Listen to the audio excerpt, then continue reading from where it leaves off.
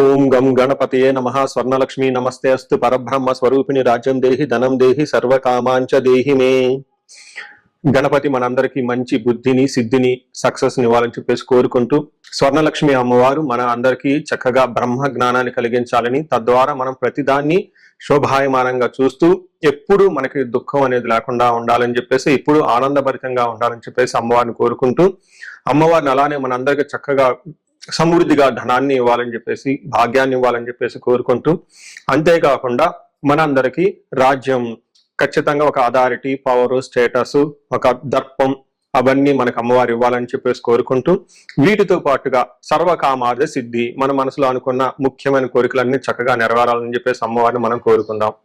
So మనం July month రాశి ఫలాల గురించి మాట్లాడుకుంటున్నాం కాబట్టి, జులై మంత్ చాలా ముఖ్యమైన అనేక రకాలైన విశిష్టతతో కూడుకొని ఉంది.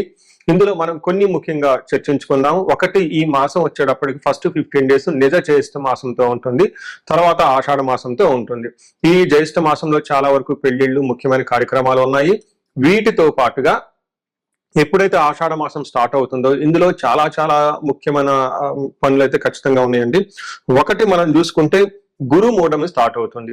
ఎప్పుడైతే గురుమూఢం స్టార్ట్ అవుతుందో, ఈ గురుమూఢం మనకి జూలై 15 నుంచి ఆగస్టు 13 వరకు ఉంది. ఈ డేట్స్ లో మనకి వివాహాలు కానివ్వండి, గృహ ప్రవేశాలు లాంటి శుభకార్యాలు ఎక్కువగా చేయరు. అది ఒకసారి గమనించవలసిందిగా కోరుతున్నాను. వీటితో పాటుగా మనకి ఇంకొక ముఖ్యమైనది ఏమవుతుందంటే, మనకి దక్షిణాయనం స్టార్ట్ అవుతుంది 17వ తారీఖు నుంచి. అక్కడ నుంచి ఇప్పటిదాకా ఉన్న ఉత్తరాయణం కంప్లీట్ అయిపోయి దక్షిణాయనం స్టార్ట్ అవుతుందని గమనించాలి. తర్వాత 25వ తారీఖున మనకి తొలేకాదశి స్టార్ట్ అవుతుంది. దానికి ముందుగా చాతుర్మాస వ్రతం అని చెప్పేసి 4 మాసాలు ముఖ్యమైన మాసాలుగా చాతుర్మాస వ్రతం కూడా ఇందులోనే స్టార్ట్ అవుతుంది. ఇంకొకటి లాస్ట్ అండ్ ఫోర్మోస్ట్ ఇంపార్టెంట్, ఈ నెల 26వ తారీఖు నుంచి ఈ 14వ తారీఖు నుంచి 22వ తారీఖు వరకు మనకి చైత్ర మనకి ఆషాఢ నవరాత్రులు అని చెప్తారు. వీటిని ఏమంటారు? గుప్త నవరాత్రులు అంటారు, లేకుంటే వారాహి నవరాత్రులు అని చెప్పేసి చేస్తూ ఉంటారు. ఈ నవరాత్రులు కూడా ఎంతో విశిష్టత కలిగి ఉంది. పర్సనల్ గా ఈ 9 రోజులు నేను కూడా చక్కగా సింపుల్ గా చేస్తాను, పెద్ద పెద్ద హడావుడిగా చేయకుండా. ఇలా చేసుకునే వాళ్ళందరికీ ఎంతో బాగా ఉపయోగకరంగా ఉంటుంది. లాస్ట్ లో ఈ మంత్ మనకి గురు పూర్ణిమతో ఈ మాసం అనేది పూర్తి అవుతుంది. ఇన్ని రకాల విశిష్టత కలిగిన ఈ మాసంలో జ్యోతిష శాస్త్రం ప్రకారంగా కూడాను 3 ముఖ్యమైన గ్రహాలు మారుతూ ఉన్నాయన్నమాట.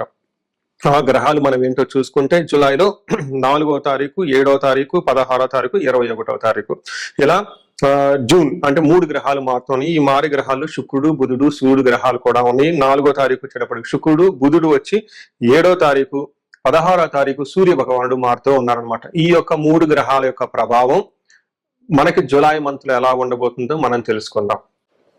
సో మనం కన్యరాశి ఫలితాలు చూసుకుంటే మిక్స్డ్ గా ఉందని మనం చెప్పుకోవచ్చు. మన జనరల్ గా 4 గ్రహాలు మంత్లీ మారుతూ ఉంటాయి. అవి సూర్యుడు, కుజుడు, బుధుడు, శుక్రుడు. ఈ 4 గ్రహాలు దాదాపు నెలకు ఒకసారి మారుతూ ఉంటది. కుజుడు మాత్రం 40 days కి మారుతూ ఉంటాడు. మనం ఎప్పుడైతే మంత్లీ ఫలాలు చెప్పుకుంటూ ఉంటాం, ఈ 4 గ్రహాల యొక్క ప్రభావాన్ని మనం మనసులో పెట్టుకొని చెప్పడం జరుగుతూ ఉంటుంది. అందులో భాగంగా 4 గ్రహాలు చూసుకుంటే 2 గ్రహాలు చాలా అనుకూలంగా ఉంది ఈ రాశి వాళ్ళకి, 2 గ్రహాలు మాత్రం మిక్స్డ్ గా ఉంది. అంటే టోటల్ గా ఒక 70% బాగుంది, కానీ ఒక 30% కొంచెం ప్రాబ్లమాటిక్ గా ఉందని గమనించుకోవాలి. మనం విషయాలు డీటెయిల్ గా కనుక చూసుకుంటే, కన్యరాశిలో ఇందులో పాదాలు ఉత్తర 2, 3, 4 పాదాలు, హస్త 1, 2, 3, 4 పాదాలు, చిత్త 1, 2 పాదాలు అంతా ఈ రాశిలో ఉంటారు. పేరు బలం బట్టి మనం చూసుకుంటే టో, పా, పీ, పో, ఠా, నా, పే, పో అన్న లెటర్స్ అంతా కూడా ఈ రాశిలో ఉంటారని గమనించాలి.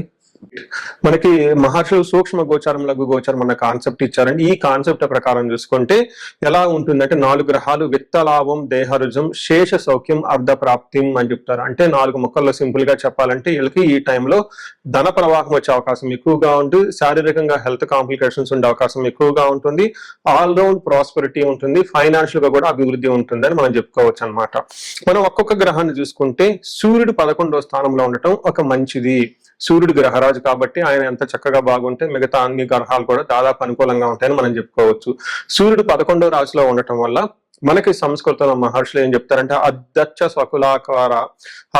స్వకులాచార గృహే నిత్య ఉత్సవం శుభం నిత్య మాధుర్య భుక్తి చ లాభే ఏకాదశి అని చెప్తూ ఉంటారు. అంటే ఏకాదశిలో 11వ స్థానంలో రవి ఉంటే ఏమవుతుంది? అర్ధచ్చ ధనానికి సంబంధించి చాలా బాగుంటుంది. స్వకులాచార అంటే ఇంట్లో ఉత్సవాలు, సెలబ్రేషన్ చేసుకోవటం, పెద్దవాళ్ళు చెప్పిన విధంగా అన్ని పనులు చేసుకోవటం, ఇంతే కాకుండా గృహే ఉత్సవం శుభం, గృహములో ఉత్సవం జరుగుతుంటుంది, శుభకార్యాలు జరుగుతూ ఉంటుందని చెప్తూ ఉంటారు.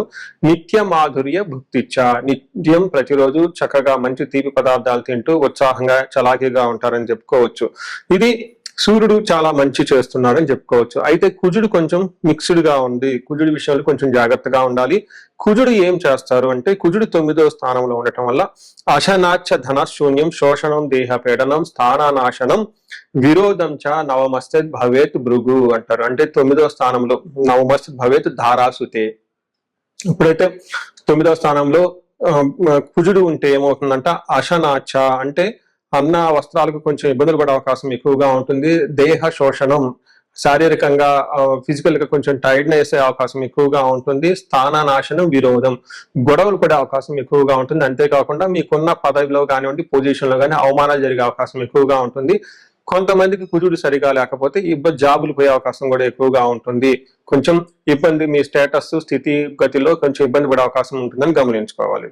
అయితే బుధుడు 10వ స్థానంలో ఉండటం వల్ల ఉద్యోగంలో చాలా చక్కగా బాగుంటుంది, పదోన్నతి ఉంటుంది, శాంతి ఉంటుంది, జయప్రదంగా ఉంటుంది, ధన ప్రవాహంగా కూడా ఉంటుందని గమనించుకోవచ్చు. అయితే వీళ్ళకి 12వ స్థానంలో శుక్రుడు ఉండటం ఇది మిక్స్డ్ రిజల్ట్ ఇస్తుందని చెప్పుకోవచ్చు. శాస్త్ర పీడం చోర బాధ అతిక్రయం మహాద్భయం కృషి రవ్యాది సర్వ విఘ్నం శాత్. ద్వాదశకే కుజ, ద్వాదశకే భృగో అంటారు. అంటే 12వ స్థానంలో శుక్రుడు ఉండటంలో సంస్కృత గ్రంథాల్లో ఏం చెప్తారంటే, కృష్యాది సర్వ విఘ్నం శాత్, వ్యవసాయం చేసిన బిజినెస్ చేసిన అందులో ఆటంకాలు కలుగుతూ ఉంటాయని చెప్పుకోవచ్చు. మహాద్భయం, కొంచెం భయం కలిగే అవకాశాలు ఎక్కువగా ఉంటాయని చెప్పుకోవచ్చు. అయితే ఇక్కడ శుక్రుడు ఏదైనా లగ్జరీ ఐటమ్స్ కొనాలన్నా, లైక్ లగ్జరీ హోటల్స్ కి వెళ్ళే అవకాశము, ట్రిప్ కి వెళ్ళే అవకాశాన్ని కలిగిస్తూ ఉంటారు. ఒక రకంగా చెప్పాలంటే చక్కగా విలాసవంతమైన జీవితానికి డబ్బులు ఖర్చు అవకాశం కూడా ఉంటుందని గమనించుకోవచ్చు. సో చూశారు కదండి, ఈ రాశి వాళ్ళకి కొంచెం మిక్స్డ్ గా ఉంది అని మీరు గమనించుకోవాలి. కొన్ని విషయాల్లో బాగుంది కూడాను, ఎక్కడెక్కడ కొంచెం ప్రతికూలంగా ఉందో ఆ విషయాల్లో కొంచెం మీరు ఆలోచించుకొని నిదానంగా డిసిషన్ తీసుకుంటే చాలా బాగుంటుంది. నెక్స్ట్ మనకి నక్షత్రాల ప్రకారం కూడా చూసుకుంటూ ఉంటాం. నక్షత్రాల ప్రకారం చూసుకుంటే ఉత్తర ఫాల్గుని, హస్త, చిత్త నక్షత్రాలు ఉంటాయి. ఉత్తర ఫాల్గుని నక్షత్రం వాళ్ళకి లాభప్రదంగా ఉంటుంది, పరవాసము ఫారిన్ లో ఉండే అవకాశం ఎక్కువగా ఉంటుంది. వీళ్ళకి అతి భయము నాశనము, అనుకున్న పనులు ఏదో కాకుండా ఇబ్బంది పడిపోయే అవకాశం ఉంటుంది. తర్వాత అతిగా భయపడే అవకాశం కూడా ఉంటుంది. హస్త నక్షత్రం వాళ్ళకి క్షేమంగా ఉంటారు, దేహ పీడనము, అతి భయము, పరవాసము చూపిస్తూ ఉంటుంది. నెక్స్ట్ చిత్తా నక్షత్రం వాళ్ళకి లాభప్రదంగా ఉంటుంది, క్షేమంగా ఉంటుంది ఈ మంత్ అంతా. అయితే ఛాలెంజ్ ఏంటంటే శారీరకంగా ప్రాబ్లమ్స్ ఉంటాయి, అనవసరంగా అతిగా భయపడే అవకాశం కూడా ఎక్కువగా ఉంటుంది. సో ఇది మీరు అతి భయము, కుజుని వల్ల భయపడే పరిస్థితులు ఉంటాయని గమనించుకోవాలి. ఇంతే కాకుండా వీళ్ళకి హస్త నక్షత్రం వాళ్ళు పర్టికులర్ గా పూర్వకాలంలో పశునాశనం అంటారు. ఎవరైనా అగ్రికల్చరల్ ఇలాంటి ఎవరైనా ఉంటే వాళ్ళకి పశువులకు కొంచెం ప్రాబ్లం వచ్చే అవకాశం ఉంటుంది. ఇన్ కేస్ సిటీలోను ఎన్ఆర్ఐలు ఉంటే వాళ్ళకి ఉద్యోగాల మీద ఎక్కువ ఉంటారు కాబట్టి వాళ్ళకి సపోర్ట్ రిసోర్సెస్ ఏమైనా ఉంటే అవి సపోర్ట్ లేకుండా ఇబ్బంది పడే అవకాశం ఎక్కువ ఉంటుందని గమనించుకోవాలి. సో ఈ రాశి వాళ్ళకి ఏదైనా గనక పరిహారాలు గనక చెప్పుకుంటే, కుజుడు వల్ల కొంచెం ఇబ్బందులు ఎక్కువగా ఉన్నాయి కాబట్టి కుజుడికి సంబంధించి సుబ్రహ్మణ్యేశ్వర స్వామి ఆరాధన చేసిన చాలా చక్కగా ఉంటుంది. కుజుడికి సంపూర్ణమైన శాంతి పూజలు అని ఉంటాయి. ఈ శాంతి పూజలు చేపిస్తే ఇంకా చాలా బాగుంటుంది. ఇక్కడ శాంతి పూజలు అంటే జపాలు, దాన తర్పణ, హోమాలు అని చెప్తూ ఉంటారు. ఇవి చేపిస్తే చక్కగా కుజుడికి గ్రహానికి బలం పెరిగి చాలా చక్కగా ముందుకు తీసుకెళ్లే అవకాశం ఎక్కువగా ఉంటుంది. పరిహారాల్లో భాగంగా ఈ రాశి వాళ్ళు ముఖ్యంగా నేనేం చెప్తానంటేనండి, ఇది గోచార రీత్యం అంటే గోచార ఫలితాలు అని చెప్తూ ఉంటారు. అయితే మీ ఇండివిడ్యువల్ యొక్క జన్మరాశిలో చూడటం కూడా చాలా ఇంపార్టెంట్. ఈ గోచార రీత్యాలతో పాటు మీకు ఇండివిడ్యువల్ గా ఉన్న దశాభుక్తి ఏంటి, ఏమైనా శాపాలు ఉన్నాయి, ఏమైనా గ్రహ దోషాలు ఉన్నాయో జ్యోతిష శాస్త్రంలో ప్రకారం ఎనాలిసిస్ చేసుకోవడం చాలా ఇంపార్టెంట్. ముఖ్యంగా ఎవరికైతే ఏజ్ 40 years +or- 5 years ఉంటుంది, అంటే 35 to 45 years ఏజ్ ఉండి మధ్యలో మీకు ఎక్కడైనా కనుక కెరీర్ లో గ్యాప్ వచ్చినా, లేదంటే అనుకున్న పనులు కాకపోతున్నా, మధ్యలో స్టాగ్నేటెడ్ గా అనిపించినా, లేదంటే ఏదైనా ఒక గందరగోళమైన పరిస్థితి, కయోటిక్ పరిస్థితుల్లో మీరు ఇన్వాల్వ్ అయ్యారు, తెలవకుండా అవుట్ ఆఫ్ యువర్ కంట్రోల్ వెళ్తూ ఉంది అనుకుంటే ఖచ్చితంగా మీ జన్మ జాతకం చూపించుకోవడం చాలా చాలా ఇంపార్టెంట్. ఎందుకు అంటే మనకు మోడర్న్ సైకాలజీలో, మోడర్న్ సైన్స్ లో ఇది మిడ్ లైఫ్ క్రైసిస్ అంటారు. కానీ జ్యోతిష శాస్త్రం దీనికి చాలా విధాలైన పరిష్కారాలను చూపిస్తుంది. ఈ టైంలో 2 ముఖ్యమైన విషయాలు జరుగుతూ ఉంటుంది. అలా మీ గ్రోత్ కనుక ఆగిపోయి ఉంటే, ఫస్ట్ మీకేమైనా శాపాలు ఉన్నాయా, ఆ శాపాలు ఈ టైంలో యాక్టివేట్ అయ్యా అని చూసుకోవాలి. రెండోది, ఈ టైంలో మీకు నడుస్తున్న దశాభుక్తుల యొక్క గ్రహాల యొక్క ఏమైనా దోషాలు ఉన్నాయా, ఈ 2 కారణాలు ఏంటో తెలుసుకొని వాటికి సంబంధించిన విశ్లేషణ చేసుకొని చక్కటి పరిష్కారాలు చేసుకొని పరిహారాలు చేసుకుంటే లైఫ్ 10 అంతలు ముందుకెళ్లే అవకాశం ఎక్కువగా ఉంటుంది. నా దగ్గరకు వచ్చే క్లయింట్స్ లో ఎక్కువగా ధనానికి ఇబ్బంది పడుతున్న వాళ్ళు స్వర్ణలక్ష్మి విశేష హోమం చేయించుకుంటూ ఉంటారు. శత్రు బాధలు విపరీతంగా ఉన్న వాళ్ళు మనకు వచ్చేటప్పుడు చండీ హోమం చేయించుకుంటూ ఉంటారు. వీటితో పాటుగా ఎవరికైనా హెల్త్ బాగలేకపోతుందంటే ఆయుష్ సూక్త్యం, మహామృత్యుంజయ హోమం చేయించుకుంటూ ఉంటారు. భార్యాభర్తల కోసం అన్యోన్య దాంపత్య పాశుపత అభిషేకము లేదా విశ్వావసు గంధర్వరాజ హోమము ఇవన్నీ చక్కగా చేయించుకుంటూ ఉంటారు. ఎలాంటి పరిస్థితులు మీకున్నా, ఎలాంటి సమస్యలు మీకున్నా, లేదంటే ఎలాంటి క్లారిఫికేషన్ మీకు కావాలనుకున్నా కానీ, ఫ్యూచర్ గురించి ప్లాన్స్ లో కన్ఫ్యూజన్ ఉన్నా కానీ ఒక్కసారి మీ జన్మ జాతకం చూపించుకొని ఆ జాతకంలో ఏ ప్రకారంగా ఉందని తెలుసుకొని చక్కటి పరిష్కారాలు చేసుకుంటే లైఫ్ అనేది 10 రెట్లు ముందుకెళ్లే అవకాశం ఉంటుంది. మీ అందరికి అష్టైశ్వర్యాలు కలగాలని, భోగభాగ్యాలు కలగాలని చెప్పేసి నేను కోరుకుంటున్నాను. నమస్తే.